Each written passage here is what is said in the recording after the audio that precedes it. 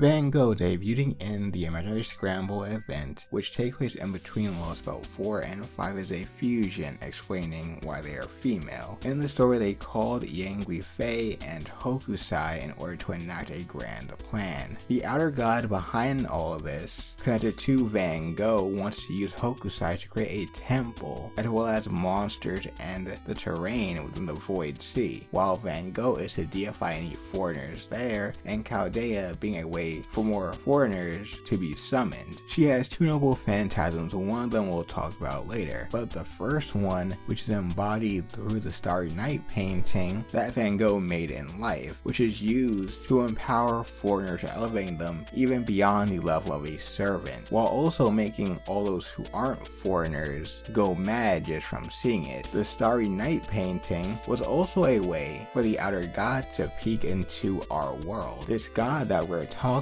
about is supposedly supposed to be Vulthoom, and knowing how Van Gogh acts and thinks, decided to fuse Vincent van Gogh with a water nymph called Clytie. Due to this combination, the servant born from it has a major identity crisis, questioning who they really are, Van Gogh or Clytie. They also have moments where they feel they're not useful and chalk it up to their lack of conviction, deciding to harm themselves, which is a tendency of Van Gogh, which eventually led to his suicide in life. Not feeling like they're good enough, although when she does in fact bleed, her blood can become a catalyst to summon monsters. Clytie is one of the daughters of Oceanus and Thebes. It is said that she was in love with Apollo, but he didn't love her back and didn't show any further interest. Thus, she decided to do some questionable acts due to this unrequited love, but eventually Reddit decided to turn into a flower, specifically a heliotrope, although later tellings would change that into her turning into a sunflower. And conveniently, Van Gogh also uses sunflowers in some of his works, making both of them compatible, feeling they both deserve punishments for their own reasons, as well as having the sunflower connection.